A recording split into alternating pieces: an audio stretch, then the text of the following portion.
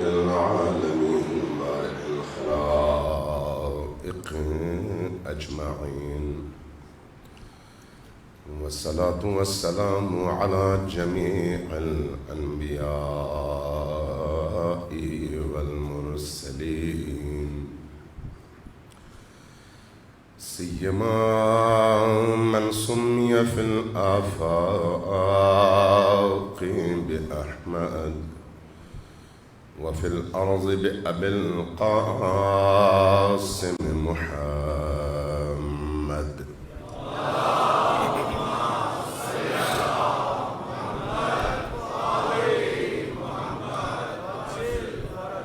والصلاة والسلام على أولاده الطيبين الطاهرين المعصومين الميامين، واللعنة الدائمة على أعدائهم أجمعين من يوم عداوتهم إلى قيام يوم الدين. أما بعد، فقد قال الله تبارك وتعالى في كتابه المجيد، وهو أصدق القائلين وقوله الحق، هو الذي بعث في الأميين رسولا منهم يتلو عليهم آياته ويزكيهم ويعلمهم الكتاب والحكمة. صلوات الله.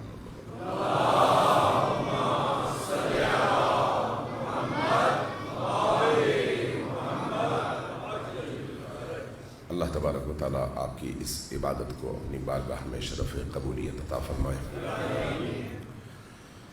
یہ جو مجالس محرم ہیں، یہ بنیادی طور پر مکتب اہل البیت کے تعارف کا اور معرفتوں کو انسانوں تک پہنچانے کا بہترین ذریعہ ہے۔ اگر ہم نبی کریم کی تعلیمات کو پہچاننا چاہیں، جاننا چاہیں، سمجھنا چاہیں، تو اس کے لیے جس نوعیت اور جس کیفیت کی مجالس کی ضرورت ہے، ان مجالس کا نام مجالس حسینی ہے۔ چونکہ ایک دفعہ آپ جمعے کی نماز پر جاتے ہیں، جمعے کی نماز پر آپ نے بالعموم دیکھا ہوگا، ہم نے بھی یہ مشاہدہ کیا، اگرچہ ایسا ہونا نہیں چاہیے لیکن ہے حقیقت، کہ لوگ اس ٹائم پہ چلے جاتے ہیں جب خطبے بالکل اپنے اختتام پہ ہوں اور 2 رکعت جمعے کی نماز پڑھنے کا ٹائم آ چکا ہو۔ ابتدا میں بیچارہ ہمارا خطیب، ہمارا امام جمعہ جتنی بھی تیاری کر کے گفتگو بنا کر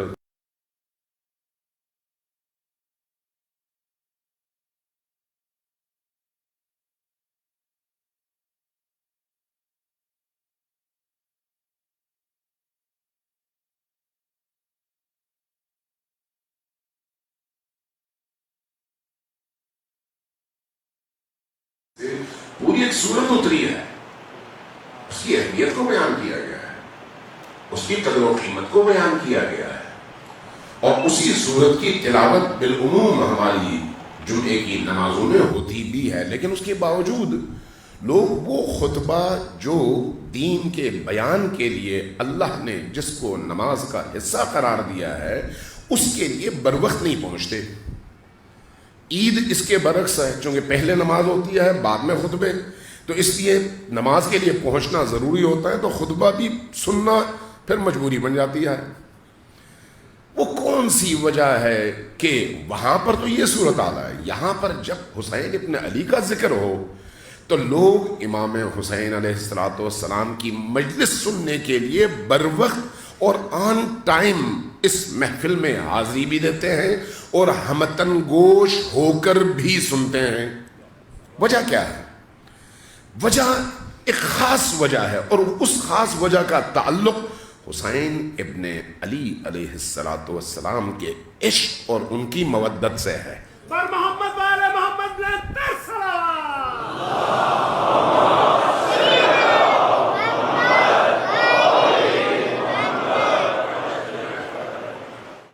عجل فرجہم کے ساتھ آپ درود بھیجتے ہیں، آخر میں آ کے آپ کی آواز دھیمی پڑ جاتی ہے. ذرا اونچی آواز سے صلوات بھیجیں بر محمد وآلہ محمد.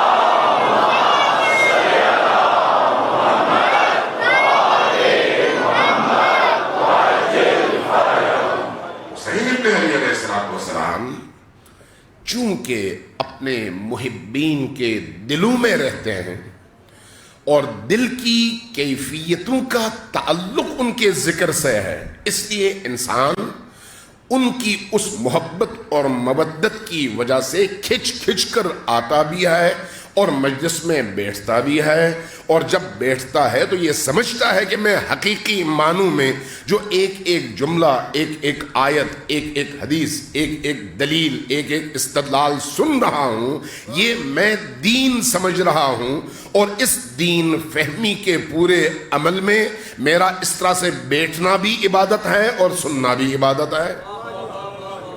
اور دوسری طرف حسین ابن علی اس سے راضی ہے، ادھر بھی عبادت ہے، لیکن چونکہ امام حسین علیہ السلام کی وہ جو محبت اور مودت اور عشق کی چاشنی ہے وہ بالعموم نظر نہیں آتی، اس لیے یہاں پر رونق اتنی زیادہ اور وہاں پر رونق کم ہوتی ہے. لہٰذا یہ جو مجالس ہیں، ان مجالس میں دین کو بیان ہونا چاہیے. مجھے بعض دوستوں نے کہا کہ یہ موضوعات بڑے موضوعات ہیں جن پر گفتگو کی ضرورت ہے. میں نے ان سے بھی یہ عرض کیا کہ مکتب اہل البیت کی یہ خصوصیت ہے کہ مکتب اہل البیت آپ کی عقلوں کے دروازے بند نہیں کرتا، آپ کو سوچنے کی دعوت دیتا ہے، آپ کو تدبر اور غور و فکر کرنے کی دعوت دیتا ہے، آپ کو پڑھنے کی دعوت دیتا ہے، آپ کو صرف ٹانگے کا گھوڑا نہیں بناتا کہ جو مولوی صاحب نے کہا اسی کو مانو، اس کے علاوہ خود مطالعہ نہ کرو. اس سے مکتب اہل البیت آپ کو سختی سے منع کرتا ہے. یہ مکتب کیا کہتا ہے؟ یہ مکتب کہتا ہے تم اگر اللہ کی بارگاہ میں سجدہ بھی کرو تو اللہ کی بارگاہ میں اوندے منہ گرو مت، بلکہ سوچ سمجھ کر گرو، غور و فکر کر کے گرو. یہ جو سجدہ کرتے ہو اللہ کی بارگاہ میں، یہ سجدہ بھی شعور کے ساتھ ہونا چاہیے، بغیر شعور کے نہیں ہونا چاہیے. یہ مکتب آپ کو دعوت دیتا ہے کہ آپ پڑھیں. کس کو پڑھیں؟ ہر وہ چیز جو آپ کی ہدایت کا باعث بن سکے، ہر وہ چیز جو آپ کی عقل کے دروازوں کو کھول سکے، ہر وہ چیز جو آپ کی شناخت میں گہرائی پیدا کر سکے. یعنی آپ مکتب خدا کو، مکتب الہیہ کو سمجھیں، قرآن کریم کو پڑھیں، قرآن کریم کی تفاسیر کو پڑھیں، تعبیرات کو پڑھیں، مختلف علماء کی آراء کو پڑھیں، احادیث کو پڑھیں چاہے کسی نے بھی نقل کی ہو، اور پھر عقل کے معیارات کے تحت ان کو جانچیں. جہاں پر سمجھ آئے قبول کریں، جہاں سمجھ نہ آئے اہل علم سے پوچھیں کہ مجھے یہ بات سمجھ نہیں آئی، اس کی توجیہ کیا ہے، تفسیر کیا ہے. وہ اگر آپ کے سامنے بیان کر دیں اور آپ کا ضمیر مطمئن ہو جائے تو اس کو سینے سے لگا لیں، اور اگر ضمیر مطمئن نہ ہو تو اس کو چھوڑ دیں، اس لیے کہ اللہ کی بارگاہ میں آپ مولوی یا شیخ یا عالم یا خطیب یا مفتی کی گفتگو کے ذمہ دار نہیں ہیں، اپنے فہم کے ذمہ دار ہیں. اللہ کی بارگاہ میں آپ سے جو پوچھا جائے گا وہ یہ کہ تمہیں یہ بات سمجھ آئی تھی، تو جب سمجھ آ گئی تو تم نے کیوں نہیں عمل کیا؟ یعنی میں اپنے سمجھ کا، اپنی فہم کا ذمہ دار ہوں اللہ کی بارگاہ میں. یہی وجہ ہے کہ مکتب تشیع کے اندر، یعنی مکتب اہل البیت کے اندر، کبھی بھی آپ سے یہ نہیں کہا جاتا کہ آپ فلان مجلس میں نہ جائیں، کبھی آپ سے یہ نہیں کہا جاتا فلان محفل میں نہ جائیں، فلان عالم کے پاس نہ جائیں، فلان مسجد میں نہ جائیں. نہ آپ کو روکا جاتا ہے، نہ آپ کو اس بات سے ڈرایا جاتا ہے کہ اگر ایسا کرو گے تو تمہارا نکاح ٹوٹ جائے گا. نہیں کہا جاتا ہمارے ہاں. یہ نہیں کہا جاتا کہ اگر فلان مسجد میں نماز پڑھو گے تو تم دین سے خارج ہو جاؤ گے، یہ نہیں کہا جاتا۔ یہ نہیں کہا جاتا کہ اگر فلان امام کے پیچھے تم نے نماز پڑھ لی تو تمہاری نماز باطل ہے اور تمہیں اس کو اعادہ کرنا پڑے گا، یہ نہیں کہا جاتا، بلکہ اوپن رکھ کر آپ سے کہا جاتا ہے کہ آپ اللہ کی عبودیت شعور کے ساتھ کرو، فہم کے ساتھ کرو، اور پڑھ کر کرو، سمجھ کر کرو، قرآن ہو، حدیث ہو، یا تاریخ ہو، یا کوئی اور چیز ہو۔ یہی وجہ ہے، یہی وجہ ہے۔ آپ اسلامی معاشرے کا ایک مجموعی جائزہ لے لیں، اسلامی معاشرے کا جتنے بھی مسلمان ممالک ہیں ان کا جائزہ لے لیں، ان میں دین کے علمبردار ادارے کون سے ہیں؟ یا مساجد ہیں یا مدارس، یہی ہے نا، یا مساجد ہیں یا مدارس۔ ہمارے کسی بھی مدرسے میں جس مدرسے کا تعلق مکتب اہل البیت سے ہو، وہاں پر جب آپ جا کر اس کی لائبریری میں جائیں گے تو آپ کو قرآن بھی ملے گا، حدیثیں بھی ملیں گی، قرآن کی تفاسیر بھی ملیں گی، احادیث کی تشریحات بھی ملیں گی، اور نہ قرآن کی تفسیر میں کوئی لائبریرین آپ سے کہے گا کہ صرف ہمارے ہاں ایک مسلک کی ہے، باقی مسالک کو ہم قبول نہیں کرتے، یہ کہیں پر آپ کو نظر نہیں آئے گا۔ کسی ہماری لائبریری میں جب آپ جائیں گے، اگر کوئی معتنبہ اچھی اور مضبوط لائبریری ہے جہاں پر 2-4 کتابیں ہیں، اس کی تو بات نہیں ہے، بات ہو رہی ہے مکمل لائبریری کی۔ جب بھی آپ کسی لائبریری میں جائیں گے جہاں پر آپ کو قرآن کی شیعی تفسیر نظر آئے گی، وہیں پر قرآن کی سنی تفسیر بھی نظر آئے گی۔ جہاں پر آپ کو احادیث کے شیعی مآخذ اور منابع نظر آئیں گے، وہیں پر احادیث کے اہل سنت کے منابع اور مآخذ بھی نظر آئیں گے۔ اور جو ہمارے بڑے بڑے علماء اخلاقیات کے حوالے سے، تفاسیر کے حوالے سے، تاریخ کے حوالے سے، سوشل موضوعات اور عناوین پر تحقیق کرتے ہیں، لکھتے ہیں، ان کی تحریروں میں آپ جا کر دیکھیں، جہاں پر آپ کو شیعہ حوالے ملیں گے وہیں پر اہل سنت کے، چاہے اہل حدیث کے علماء ہوں، دیوبند کے علماء ہوں، بریلوی علماء ہوں، حنبلی ہوں، شافعی ہوں، مالکی ہوں، حنفی ہوں، آپ کو ان تمام علماء کے ریفرنسز اور ان کتابوں کے کوٹڈ مطالب یہاں پر ملیں گے، اس لیے کہ ہم نے جس رسول کو مانا ہے اس رسول کا حکم یہ ہے، خذ الحکمہ، حکمت کو قبول کر لو اور وصول کر لو، چاہے یہودیوں کے پاس ہی کیوں نہ ہو۔ پر محمد والے محمد لنتر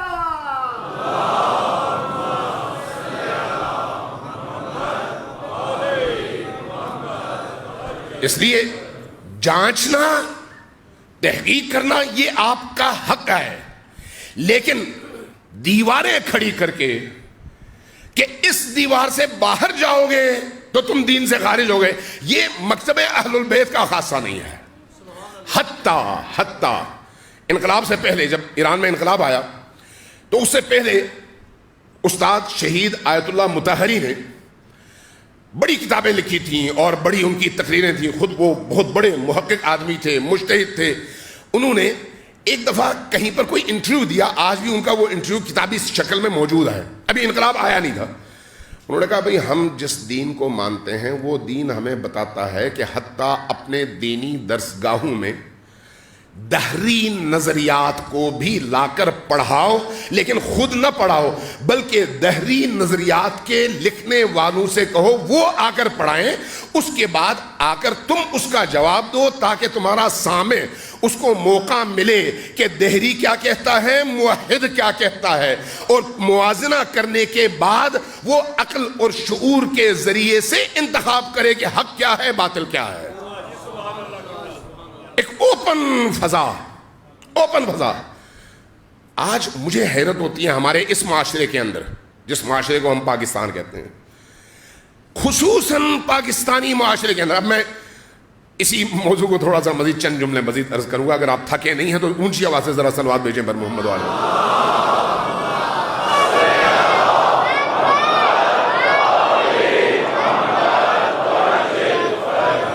گزشتہ ان 40-50 سالوں میں ہمارے معاشرے کے اندر بعض پیدا ہونے والے طبقات نے اس معاشرے کی ذہنیت ایسی بنا دی ہے کہ اب جو مجھے پڑھایا گیا ہے اس کے علاوہ جو بھی میں سنوں وہ یا کفر ہے یا گمراہی ہے. اس کے نتیجے میں معاشرے کے اندر فرقہ بندی، فرقہ واریت، تنگ نظری، ایک دوسرے کو قبول نہ کرنا، اور نہ صرف قبول نہ کرنا بلکہ ایک دوسرے کے حقوق پر جارحیت کا مظاہرہ کرنا، یہ اب آہستہ آہستہ آہستہ آہستہ ہمارے مزاجوں کا اور ہمارے کلچر کا اور ہمارے معاشرے کا حصہ بنتا چلا جا رہا ہے. اس کو روکنے کی ضرورت ہے. روکنے کا کام اہل علم کا ہے، روکنے کا کام اہل دانش کا ہے، روکنے کا کام لکھنے والوں کا ہے. لیکن جب لکھنے والے ہی ایسی فضا سے، ایسے اداروں سے فارغ التحصیل ہو کر معاشرے میں آئیں گے تو وہ اسی محدودیت میں اضافہ کریں گے، وسعت کبھی بھی وہ لا نہیں سکتے. لہذا اسلام ہمیں ٹانگے کا گھوڑا نہیں بناتا. اسلام ہماری آنکھیں کھولتا ہے، ہمارے کان کھولتا ہے. کان کھول کر، آنکھیں کھول کر پڑھنے، لکھنے، غور و فکر کرنے، بحث و مباحثہ کرنے اور علمی استدلالات کا موقع فراہم کرنے کی دعوت دیتا ہے. اور یہی ایک مسلمان کی علامت ہے. یہی اگر میں گھر میں بیٹھ کر دوسروں کے خلاف فتووں پہ فتوے دیتا چلا جاؤں تو نتیجتاً معاشرہ اسی طرح سے اسی ڈگر پہ تربیت پائے گا، اور ایسا معاشرہ کبھی بھی فلاح اور صلاح کی بلندیوں تک نہیں پہنچ سکتا. ذرا آپ تھوڑی دیر کے لیے سوچیں، تھوڑی دیر کے لیے. جو لوگ بت کو پوجتے ہیں، بت پرست ہیں، پاکستان میں ہیں یا نہیں؟ ہیں یا نہیں پاکستان میں؟ ہندو ہیں نا پاکستان میں. کیا ان ہندوؤں سے ہم ان کے جینے کا حق چھین لیں؟ نہیں. اسلام نے اس بات کی اجازت نہیں دی. ہمیں اسلام نے کیا راستہ بتایا؟ ان تک اپنا پیغام پہنچاؤ، اس کے بعد تمہاری ذمہ داری ادا ہو گئی. وہ عمل کریں، ٹھیک ہے. سمجھ نہیں آئی تو کوئی بات نہیں، وہ جانے، ان کی قبر جانے، ان کی آخرت جانے. جب ہم اللہ کا انکار کرنے والوں کی زندگی چھین نہیں سکتے تو اسی طرح سے نبی کریم کے انکار کرنے والوں کی زندگی بھی ہم چھین نہیں سکتے، ورنہ جو ہے معاشرہ قائم نہیں رہ سکتا. اب جس نے نبی کریم کو نہیں مانا اس کے ساتھ بھی اسی معاشرے میں، انہی گلی کوچوں میں لوگ ساتھ میں زندگی بسر کرتے ہیں یا نہیں؟ دفاتر میں بھی، تجارت میں بھی، بزنسز میں بھی، بڑی بڑی کمپنیوں میں بھی ساتھ میں، چاہے وہ مسیحی ہے یا غیر مسیحی، نبی کریم کا جو انکار کرتے ہیں ساتھ میں رہتے ہیں، ساتھ میں جیتے ہیں، ساتھ میں کھاتے ہیں، ساتھ میں پیتے ہیں. لیکن آپ کا دین آپ کا اور اس کا دین اس کا. آپ کی ذمہ داری کیا ہے؟ اس تک صرف پیغام پہنچاؤ. اگر یہاں پر اس طرح سے زندگی گزار ہم سکتے ہیں تو پھر خود نبی کے بعد کی شخصیات پر کیوں ہم مل کر زندگی نہیں گزار سکتے؟ یہ جو مسئلہ آج ہمارے معاشرے کے اندر بڑا اس کو ہوا دے کر گرم کیا جاتا ہے، اس کی وجہ کیا ہے؟ کہ کوئی کسی کا نام لے کر اور کوئی کسی کا نام لے کر دوسروں کی زندگی تنگ کرنے اور ایک ایجیٹیشنل ماحول فراہم کر کے، پیدا کر کے، ٹینس ماحول فراہم کر کے دین کے چہرے پر ایک بدنما داغ بنا دیتا ہے. اس سے آیا دین کو فائدہ پہنچتا ہے یا پھر دین کے مخالفوں کو فائدہ پہنچتا ہے؟ یقیناً دین کے مخالف اس سے استفادہ کرتے ہیں، دین کو اس سے فائدہ نہیں پہنچتا. اللہ تبارک و تعالیٰ کے دین میں جو چیزیں مشترک ہیں تمام مسالک کے درمیان، وہ اللہ پر بلا قید و شرط کے ایمان ہے، رسول اللہ کی رسالت اور خاتمیت پر ایمان ہے، قرآن کی حقانیت پر ایمان ہے، اسی طرح سے معاد پر ایمان ہے. باقی چیزوں میں فہم کے اختلاف کی وجہ سے اگر کہیں پر کوئی اختلاف پیدا ہوتا ہے تو اس اختلاف کو ہم اگر اسلام اور کفر کا مسئلہ بناتے ہیں تو خود مسلمان نہیں رہتے. یہ اسلام اور کفر کا مسئلہ نہیں ہے، یہ آپ کے فہم دین کا مسئلہ ہے، فہم دین کا. گزشتہ دنوں سے جو گفتگو چلی آ رہی ہے اسی کے تناظر میں یہ عرض کرنا چاہ رہا ہوں کہ نبی کریم صلی اللہ علیہ وآلہ وسلم کی تعلیمات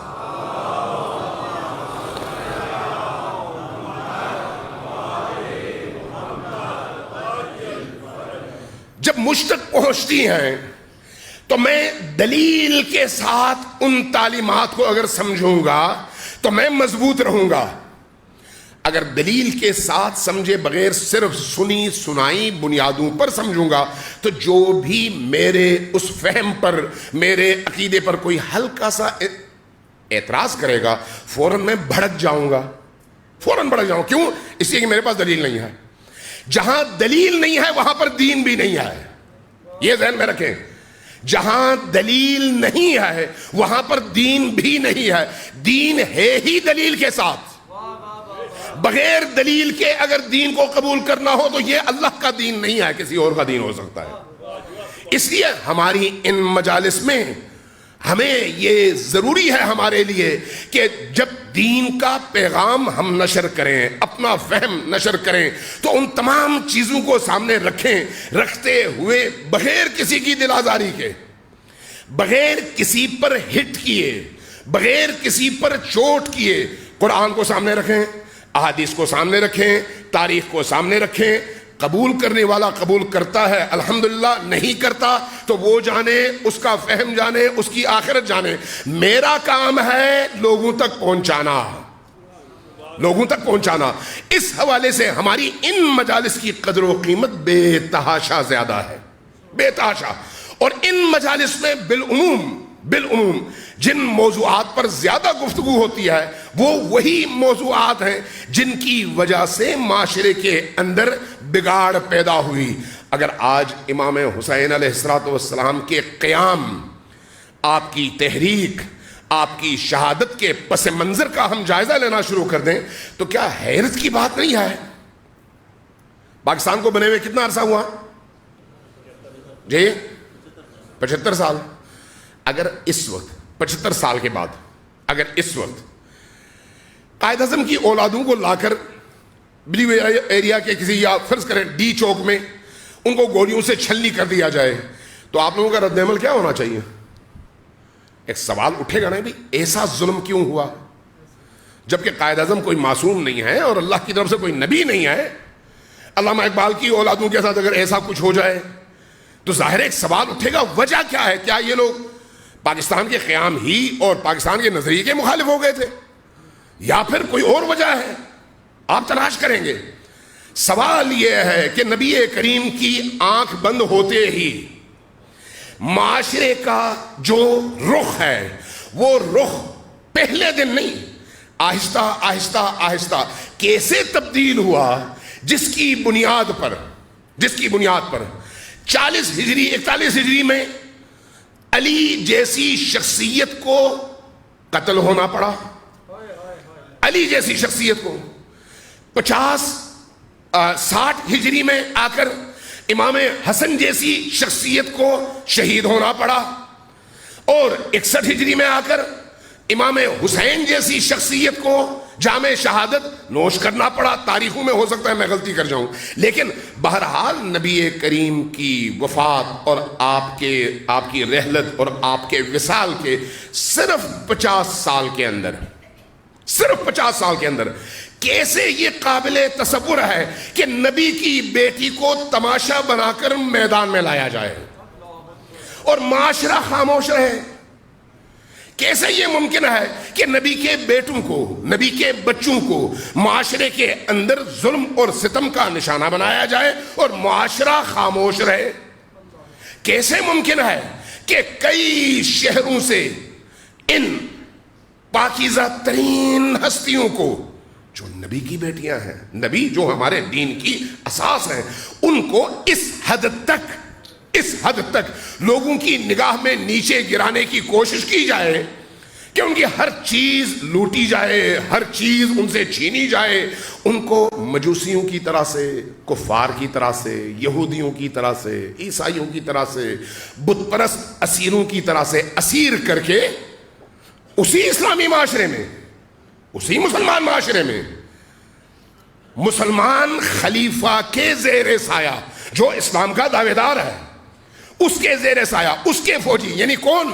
کافر نہیں، مشرک نہیں، یہودی نہیں، عیسائی نہیں، بت پرست نہیں، کون؟ کلمہ گو، نماز پڑھنے والے، قرآن پڑھنے والے وہ آئیں نبی کے بچوں کو، اور وہ بھی کوئی دور کے بچے نہیں، دور کے بچے نہیں، نبی کی وہ نشانی جس کے بارے میں نبی یہ کہتے کہتے کہتے کہتے کبھی تھکے نہیں کہ میرا یہ بچہ جنت کے تمام جوانوں کا سردار ہے.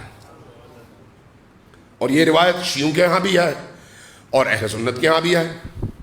اور اسی کی تائید میں ایک اور روایت، ایک اور حدیث تشیعوں کے ہاں بھی ہے اور اہل سنت کے ہاں بھی ہے کہ جنت میں کوئی بھی شخص بوڑھا نہیں ہوگا، سارے کے سارے جوان ہوں گے.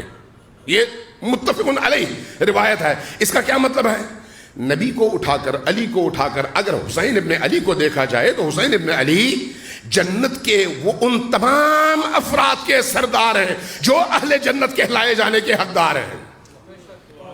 اگر ایک ایسے شہزادے کے ساتھ جن کے بارے میں نبی کریم کی یہ بشارتیں مسلم معاشرے کے دل و دماغ میں رچی بسی ہیں اور سب کو معلوم ہے کہ کون سی شخصیت ہے، ایسی شخصیت کے ساتھ اس طرح کا دردناک ترین سلوک کوئی یہودی نہ کرے، مسلمان کریں، کوئی عیسائی نہ کرے، بلکہ خلافت رسول کی مسند پر قابض لوگ کریں، تو کیا یہ اچانک ہوا؟ یہ ہے وہ سوال. بعض اوقات ہو سکتا ہے کوئی اچانک ایسا انقلاب آ جائے، آپ نے بٹن دبا دیا، تاریکی ہو گئی، بٹن دبا دیا، ساری دنیا روشن ہو گئی. اس طرح کے اجتماعی حوادث اس طرح سے بٹن دبانے اور اٹھانے سے نہیں ہوتے، بلکہ اس کے پیچھے روٹس ہوتے ہیں، اس کی پیچھے جڑیں ہوتی ہیں.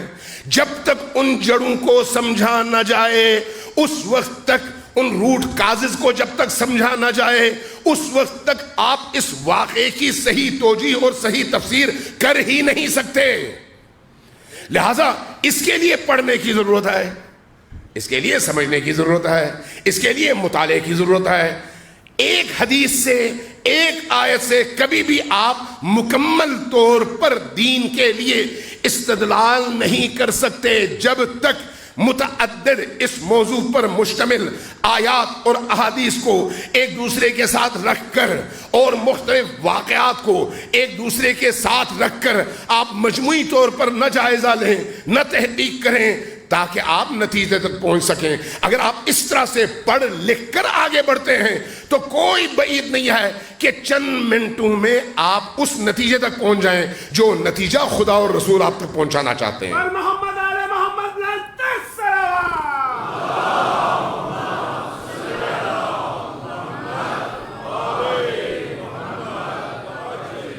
ذرا اونچی آواز سے ایک دفعہ پھر صلوات بھیجیے بر محمد والہ.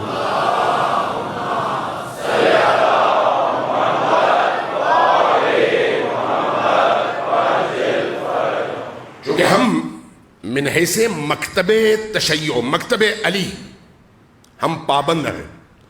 کس چیز کے پابند ہیں؟ نبی کے کلام کے، علی کے فرامین کے، اور آل نبی کی سیرت کے، اور نبی کریم کے پاک باز، باوفا، اور نبی کے قدموں پر جانثاری کرنے والے اور مرتے دم تک نبی کا وفادار رہنے والے فرمان بردار صحابہ کی سیرت کے ہم پابند ہیں. بعض اوقات وہی دکانداری باعث بنتی ہے کہ صحابہ کو بھی تقسیم کیا جائے، کہا جائے شیعہ صحابہ کو نہیں مانتے اور اہل سنت اہل البیت کو نہیں مانتے. نہیں، ایسا نہیں ہے. شیعہ بھی اہل البیت کو بھی مانتے ہیں اور صحابہ کو بھی مانتے ہیں، اور اہل سنت بھی اہل البیت کو بھی مانتے ہیں اور صحابہ کو بھی مانتے ہیں. لیکن صحابہ کو ماننے کے حوالے سے ایک چیز ہے، ایک نقطہ ہے جس کی طرف شیعہ متوجہ ہیں، اور عموماً اہل سنت علماء کرام اس نقطے کو بیان نہیں فرماتے. وہ کیا ہے؟ ہم اس کو صحابی سمجھتے ہیں جو نبی کریم پر ایمان لائے، نبی کریم کا کلمہ پڑھے، نبی کریم سے وفاداری کا مظاہرہ کرے، اور نبی کریم کی زندگی کے بعد بھی تا آخری نفس، تا آخری موت کے لمحے تک نبی کا وفادار بھی رہے اور اہل البیت سے مودت اور محبت بھی کرے. ہم اس کو صحابی سمجھتے ہیں. ایسا صحابی چھوٹا بڑا نہیں ہوتا، اس کے قدموں کی خاک ہماری آنکھوں کا سرما ہے.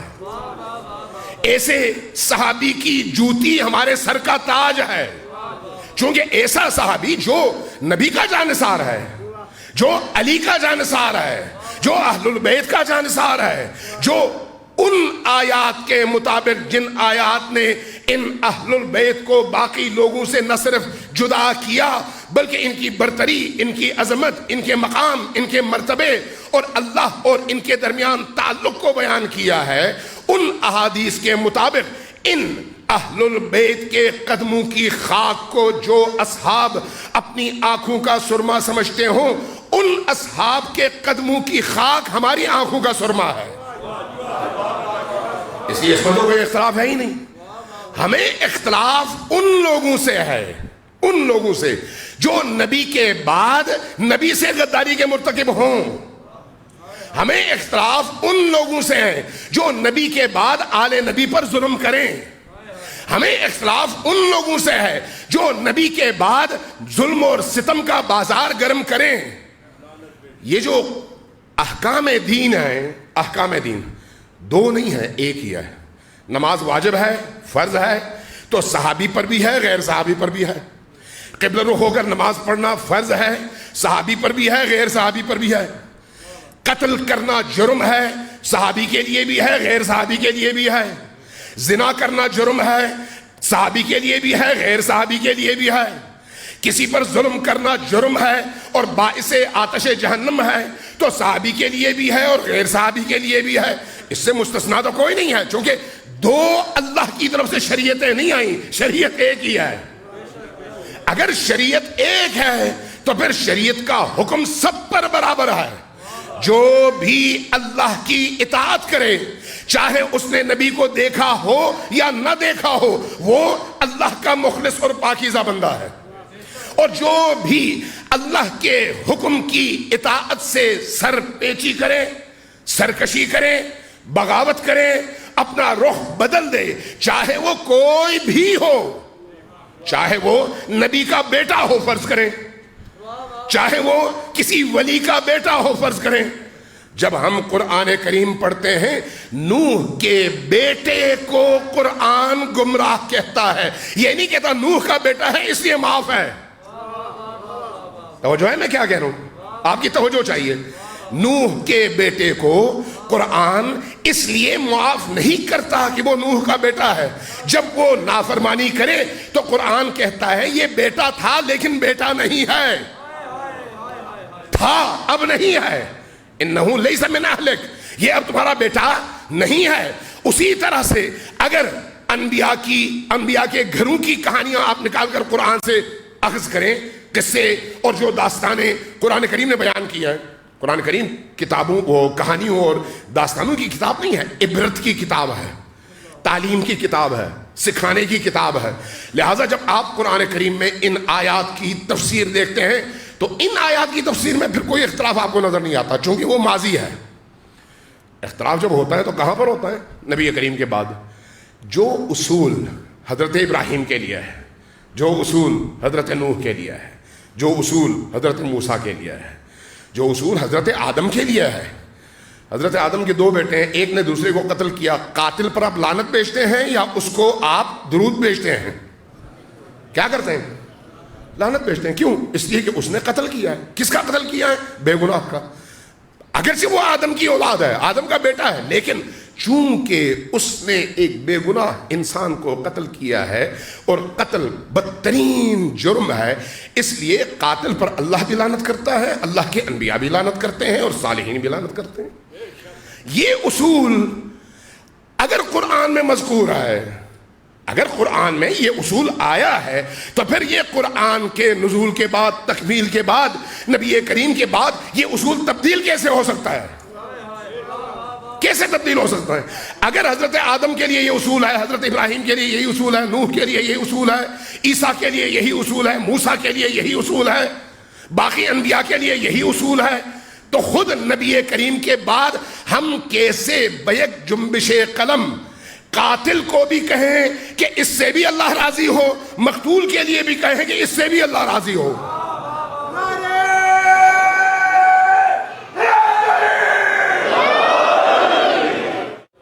سوچ پوچھنے والی بات ہے، یہ صرف سوالات اٹھا رہا ہوں میں ابھی اس کی تفسیر میں نہیں جا رہا. ایک دفعہ پھر صلوات بھیجیں بر محمد و آل محمد.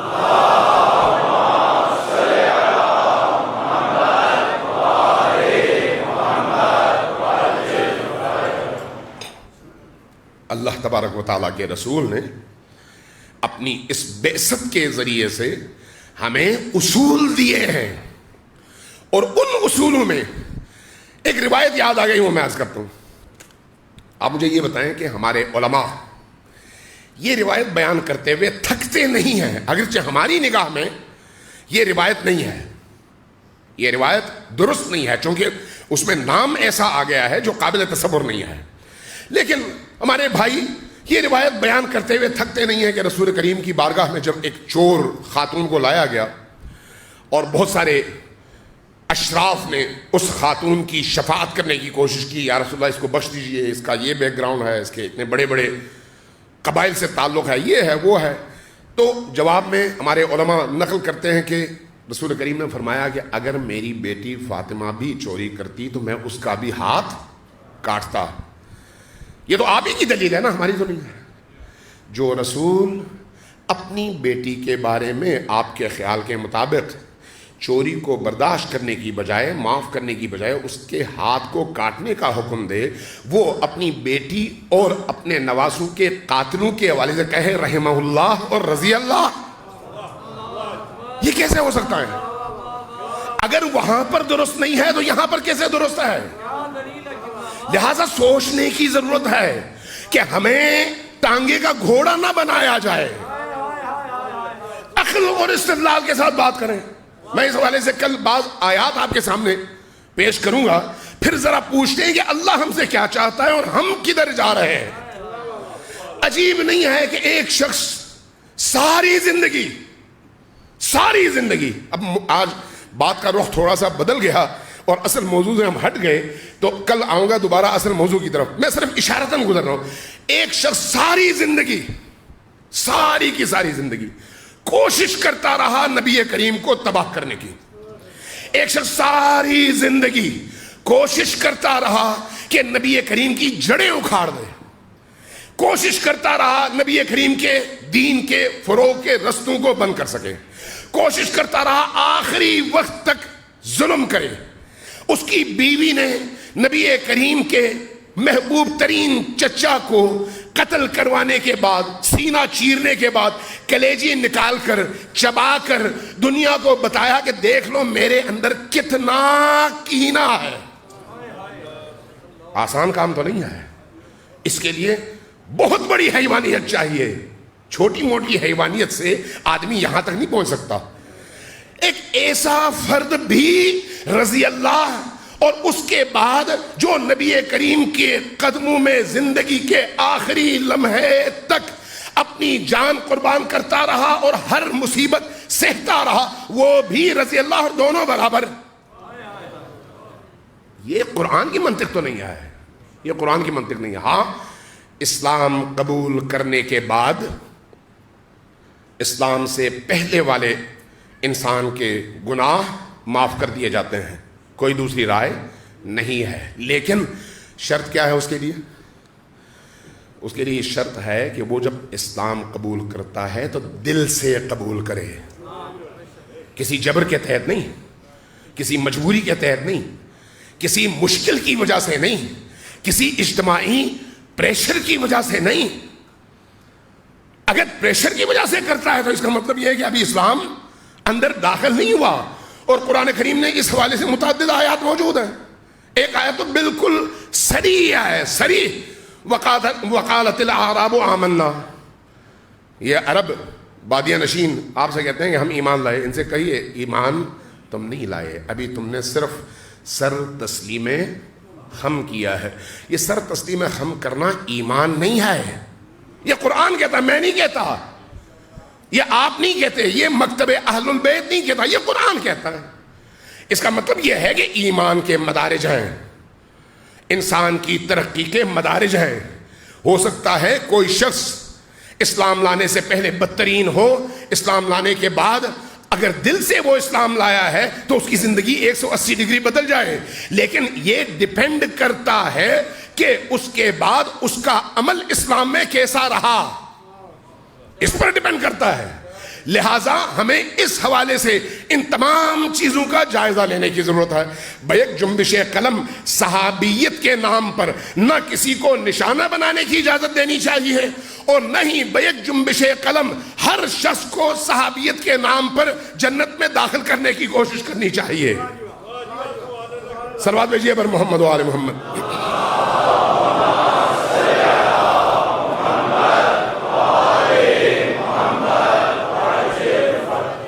اور اس کے لیے پڑھنے کی ضرورت ہے، اس کے لیے سوچنے کی ضرورت ہے، اس کے لیے مطالعے کی ضرورت ہے، غور کرنے کی ضرورت ہے۔ جائیے کتابیں کنگالیے۔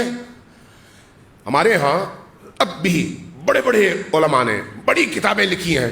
آپ جب اس کے فہرست میں یا اس کے حواشی میں دیکھتے ہیں تو نیچے جو حوالے آپ کو نظر آتے ہیں نا، کہیں پر صحیح بخاری کی، کہیں پر صحیح مسلم کی، کہیں پر امام احمد ابن حنبل کی، نسائی کی، باقی علماء کی، النہایہ والبدایہ کی، تواریخ میں طبری کی، ہشام کی، آپ کو وہاں پر کوٹنگز نظر آئیں گی۔ کیا مطلب ہے اس کا؟ اس کا مطلب یہ ہے کہ ہم نے نبی کریم سے یہ سیکھا ہے کہ تحقیق کرو، درست نتیجے تک پہنچو، وہ درست نتیجہ چاہے کسی سے بھی ملے، درست بات اخذ کرو چاہے وہ کسی سے بھی ملے۔ لیکن آج ہمارا معاشرہ کہاں پر پہنچا ہوا ہے؟ آپ اگر کسی اور کی مسجد میں جا کر ہاتھ کھول کر نماز پڑھیں تو فوراً 10 آنکھیں آپ کی طرف گھور رہی ہوتی ہیں، یہ کہاں سے مخلوق آ گئی۔ آپ اگر مٹی زمین پر رکھ کر اس مٹی پر سجدہ کریں تو 1000 سوالات فوراً دیکھنے والوں کے ذہنوں میں اٹھتے ہیں کہ یہ مٹی پر کیوں سجدہ کر رہا ہے، اس کا کیا مطلب ہے؟ پروپیگنڈوں نے، غلط اور منفی تبلیغات نے، اور مولویوں کی کوتا فکری نے، اور نتیجتاً اسلام کے غلط اور جزئی فہم نے آج مسلم معاشرے کو اس مقام تک پہنچایا ہے کہ امریکیوں کے سامنے، برطانویوں کے سامنے، یہودیوں کے سامنے سر تسلیم خم کرنے کے لیے تیار ہیں، لیکن اپنے مسلمان کلموں کو، بھائی کو سینے سے لگانے کے لیے تیار نہیں ہیں۔ یہ المیہ ہے، دشمن یہی چاہتا تھا۔ اس لیے مکتب تشیع کے بڑے بڑے فقہا، بڑے بڑے علماء، بڑے بڑے مراجع تقلید، ان سب کی اگر آپ آراء نکال کر دیکھ لیں تو آپ کو ایک بڑی عجیب بات ملے گی، بڑی عجیب بات ملے گی۔ میں یہ بات چیلنج سے آپ سے کہتا ہوں، آپ سارے یہاں پر ماشاءاللہ جوان بھی ہیں اکثریت، اور پڑھے لکھے لوگوں کا طبقہ بھی ہے۔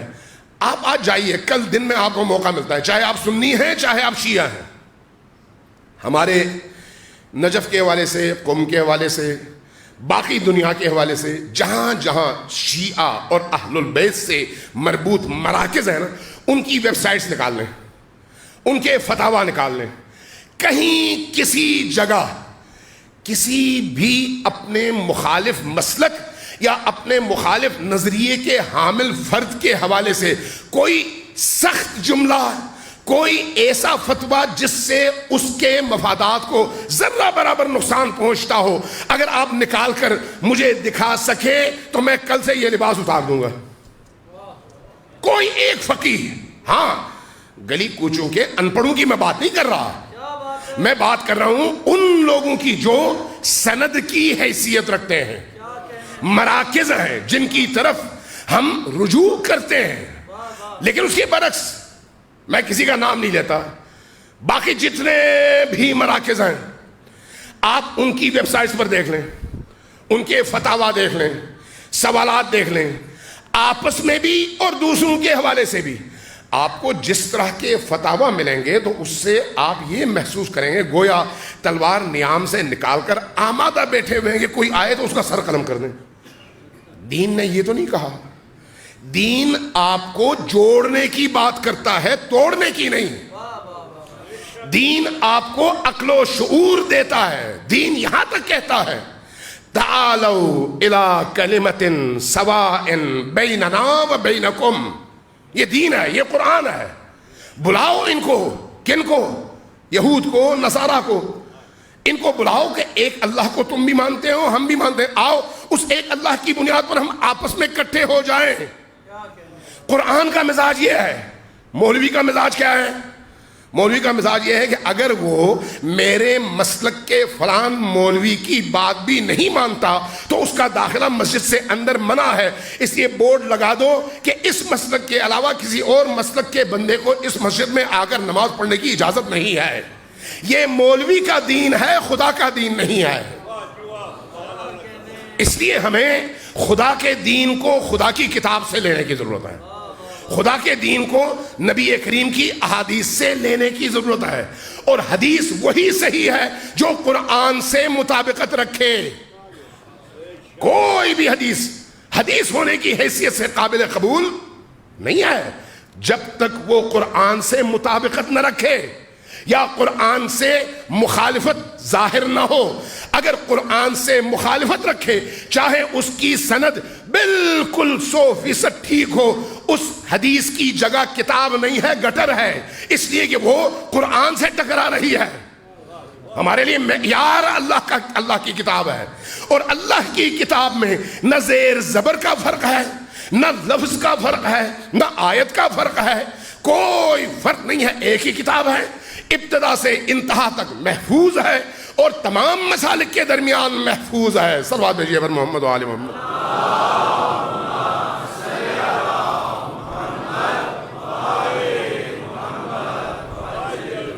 ایک دفعہ پھر ذرا اونچی آواز سے صلوات بھیجیے پر محمد۔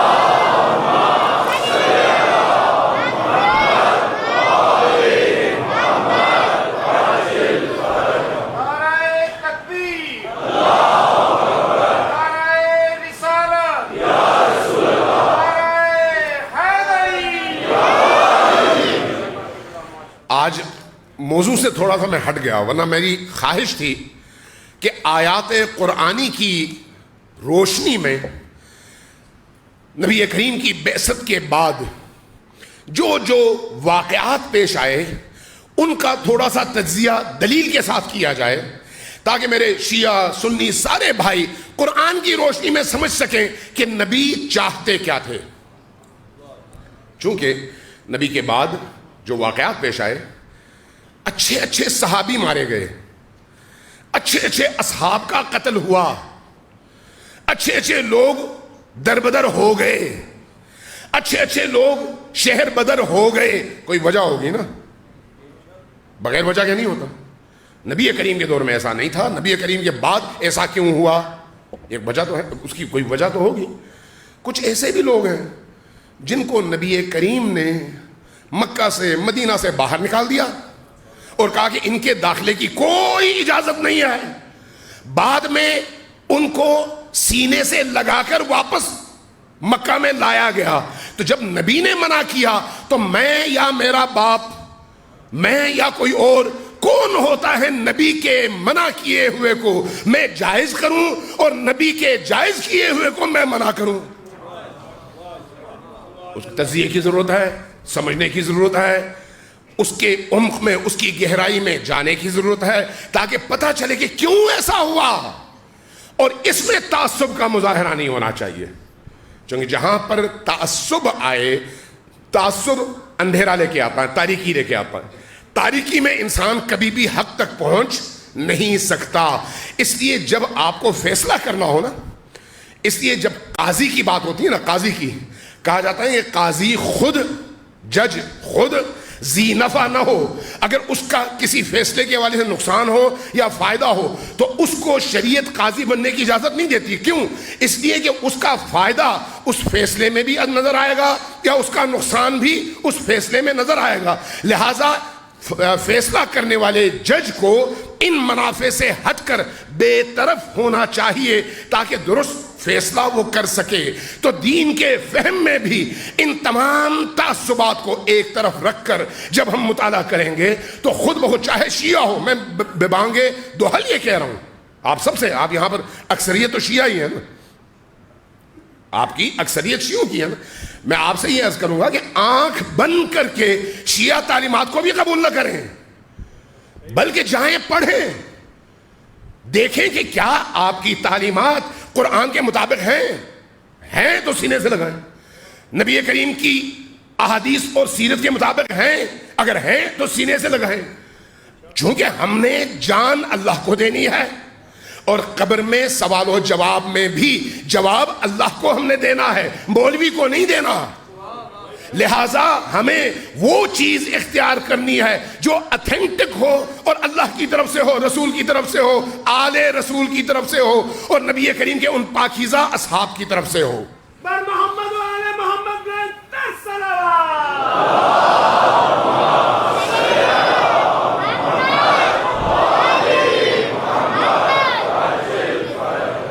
ایک اور چیز کا بھی میں اضافہ کر کے اپنی بات ختم کرتا ہوں، بس ایک ہی نقطہ ہے اچانک ذہن میں آ گیا۔ ہم من حیث مکتب تشیع، ہمارے لیے حجت اور دلیل کیا ہے؟ قرآن، اور اس کے بعد نبی کی سیرت، اس کے بعد صحابہ کرام کی سیرت اور ان کے اقوال، لیکن اس شرط کے ساتھ یہ ذہن میں رکھیں، اس شرط کے ساتھ کہ صحابہ جو کچھ بیان کریں وہ نبی اور آل نبی کے مقابلے میں ٹکراتی نہ ہو۔ جہاں پر نبی اور آل نبی کی کسی بات سے صحابہ کی بات ٹکرائے گی، ہم وہیں پر صحابہ کو احترام کے ساتھ ایک طرف رکھیں گے، رجوع کریں گے نبی اور آل نبی کی طرف۔ لیکن جہاں پر مطابقت ہوگی، ان صحابہ کا کلام بھی اور ان کے قدموں کی خاک بھی ہماری آنکھوں کا سرما ہوگا۔ صلوات بھیجیے بر محمد و آل محمد۔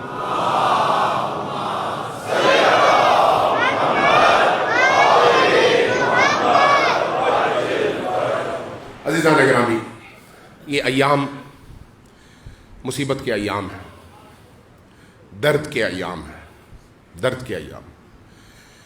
امام حسین علیہ السلام کے اس خون نے انسانی معاشرے کے اندر جو ایک تلاطم برپا کر دیا ہے نا، تلاطم، اس کی نظیر آپ کو کہیں نہیں ملتی۔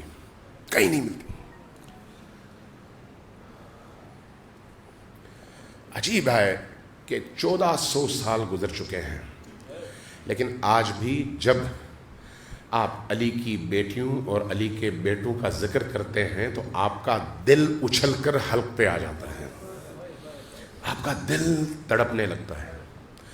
ابھی ان ایام میں آگے جا کے 40 کے ایام آئیں گے، 40 کے ان ایام میں ذرا عراق صرف مشی کے لیے نہ جائیں، سمجھنے کے لیے جائیں، سمجھنے کے لیے کہ وہ کون سی بات ہے جس نے عراق کی سرزمین میں رہنے والوں کے دلوں کو اتنا متلاطم کر دیا ہے، اتنا کہ وہ امام حسین کے نام پر اپنی پوری ہستی قربان کرنے کے لیے تیار ہو جاتے ہیں۔ میں جب پہلی دفعہ یا دوسری دفعہ گیا تو کچھ عراقیوں سے ظاہر ہے ملنا جلنا، اٹھنا بیٹھنا، گفتگو کا سلسلہ رہا، تو مجھے انہوں نے ایک قصہ سنایا، کہا کہ یہ جو عراقی ہیں عجیب ان کا عشق ہے امام حسین علیہ السلام سے، عجیب پاکیزگی ہے اس عشق میں۔ ہر سال کروڑوں لوگ 40 کے ایام میں کربلا کی طرف رخ کرتے ہیں اور چہلم کے دن کربلا پہنچتے ہیں۔ آپ کو پتہ ہے، اس پر زیادہ مجھے تفصیل کی ضرورت نہیں ہے۔ وہ کہتے ہیں کہ آخری دن تھے، چونکہ 40 کی رات آنے والوں کا سلسلہ ختم ہو جاتا ہے اور 40 کی رات سارے لوگ کربلا پہنچ چکے ہوتے ہیں۔ کہتے ہیں ایک جگہ جہاں پر موکب تھا، ادھر ایک قبیلے کا موکب تھا، ادھر ایک اور قبیلے کا موکب تھا۔ ایک زائر آیا، ادھر والے قبیلے کا جو فرد تھا ذمہ دار، اس نے جا کر اس کو سینے سے لگایا، چائے پلائی، ٹھنڈا پلایا، کہا کہ اب رات ہو گئی ہے، رات آپ رکیں، صبح ہم آپ کو کربلا کی طرف رخصت کر دیں گے۔ اور وہاں پر آپ کو پتہ ہے کہ لوگ جب اپنے گھروں میں لے کے جاتے ہیں تو ایسے لے کے جاتے ہیں جیسے خود نبی کریم کو اپنے گھر جیسے کوئی بندہ لے کے جائے، یعنی اتنا عشق، اتنی والہانہ پن، اتنا۔ کہتے ہیں جیسے ہی اس نے قبول کر لیا، ان کے ساتھ چل پڑا، سامنے والے قبیلے کا جو بندہ بیٹھا ہوتا اس نے پیچھے دیکھا، کوئی زائر نہیں ہے، تو مایوسی کی کیفیت میں سڑک کے اس پار آیا اور کہا کہ یہ زائر ہمیں دے دو، یہ زائر ہمیں دے دو، ہم آج زائر حسین کی خدمت کر سکیں۔ کہا نہیں، ہم آپ کو نہیں دیں گے۔ کہا تمہیں اجر ملے گا، تم نے نیت کر لی، نیت کا اجر تمہیں ملے گا، لیکن میری آرزو ہے اور میری نیت ہے کہ میں خدمت کروں، کسی طرح سے مجھے دے دو۔ نہیں مانا۔ جب نہیں مانا تو کہتے ہیں ان دو قبیلوں کے درمیان قتل کا جھگڑا تھا۔ اس قبیلے کے جوان کو اس قبیلے کے جوان نے مارا تھا، اور اب وہ جو مقتول لڑکا تھا اس کا باپ آیا. باپ نے آ کر کہا دیکھو راضی نہیں ہو، ایک کام کرو، تم ہمیں یہ زائر حسین دے دو، میں اپنے بیٹے کا قتل معاف کر دیتا ہوں. مجھے آپ بتائیں یہ عشق کہاں سے آتا ہے؟ یہ والہانہ پن کہاں سے آتا ہے کہ انسان اس حد تک پہنچ جائے کہ حسین کا زائر مجھے قبول ہو، مجھے مل جائے تو میں اپنے بیٹے کا قتل بھی معاف کر دوں. یہ عشق زینب کبریٰ سے ہے، یہ عشق حسین ابن علی سے ہے. پاکیزہ قلب اگر ہو تو پھر یہ عشق خود بخود آپ کے پورے وجود کے اندر موجزن ہو جاتا ہے. زینب کبریٰ سلام اللہ علیہا نے امام حسین علیہ السلام پر اپنے ان 2 معصوم بچوں کو ایسے ہی قربان نہیں کیا، ایسے ہی قربان نہیں کیا. حضرت زینب کی قربانیاں بڑی ہیں، لیکن عجیب ہے اپنے بچوں کی نوبت جب آئی تو آپ کا رویہ بڑا عجیب ہے.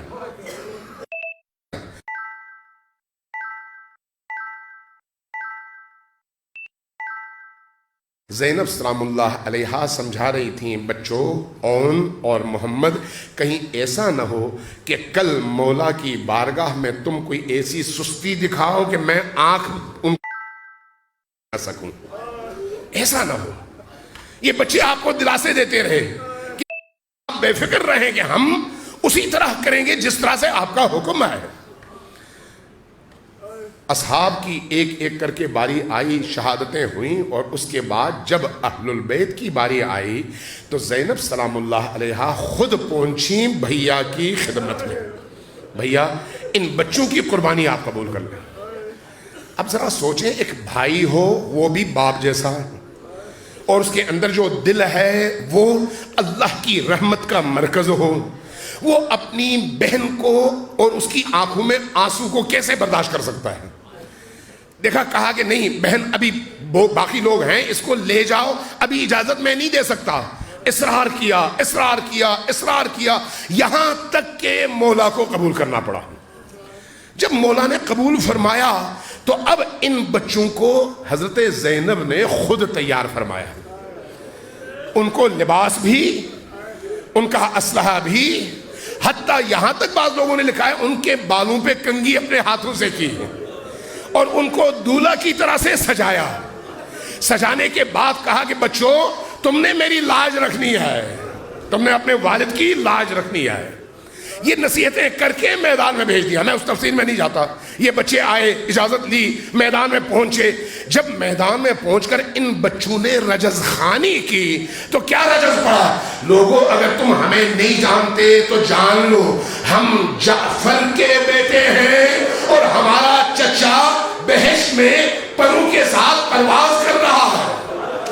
ہم علی کے نواسے ہیں اور ہم حسین کے بھانجے ہیں.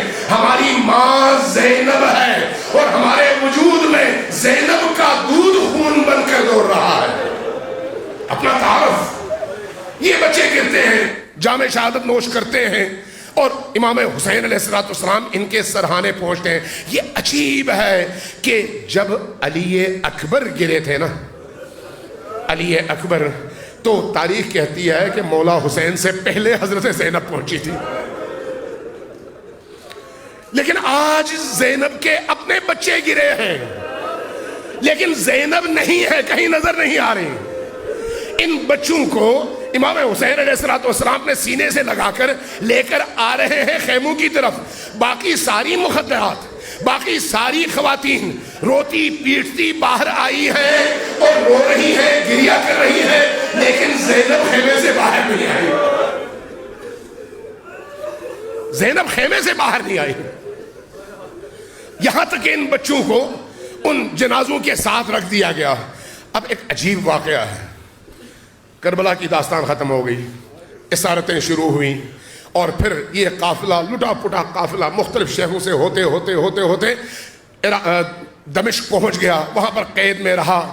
اب جب یزید سے مطالبہ ہوا کہ ہمارے شہداء کے سر ہمارے حوالے کرو تاکہ ہم ان پر گریہ کر سکیں، اجازت ملی، جب اجازت ملی تو پھر ایک ایک کر کے سر ان اسرا کے قریب لائے جانے لگے، ایک ایک کر کے۔ جب ایک ایک کر کے سر لائے جانے لگے تو علی اکبر کا سر جب لایا گیا تو ان کی والدہ یا کوئی اور خاتون آگے بڑھی اور بڑھ کر اس سر کو اپنے سینے سے لگا لیا۔ حضرت عباس کا سر آیا، ام کلثوم یا کوئی اور مخدرہ آگے بڑھی، اس سر کو اپنے سینے سے لگا لیا۔ ایک ایک کر کے شہداء کے سر اندر آتے رہے، اور یہاں کی ان مخدرات عصمت و طہارت نے آگے بڑھ بڑھ کر ان سروں کو قبول کیا، اپنے سینے سے لگایا اور رونا شروع کر دیا۔ ایک دفعہ تاریخ کہتی ہے 2 سر ساتھ میں داخل ہوئے۔ جب یہ 2 سر ساتھ میں داخل ہوئے تو خاموشی چھا گئی، کوئی آگے نہیں بڑھا۔ جب کوئی آگے نہیں بڑھا تو پوچھنے والے نے پوچھا کہ کیا یہ 2 بچے اور یہ سر لاوارث ہیں؟ کیا جواب ملا؟ جواب ملا کہ نہیں، یہ لاوارث نہیں ہے، ان کی والدہ یہاں پر موجود ہے، والدہ ان کی زینب ہے، لیکن زینب اس لیے آگے نہیں بڑھ رہی کہ زینب کو اپنے بھائی حسین کے سر کا انتظار ہے۔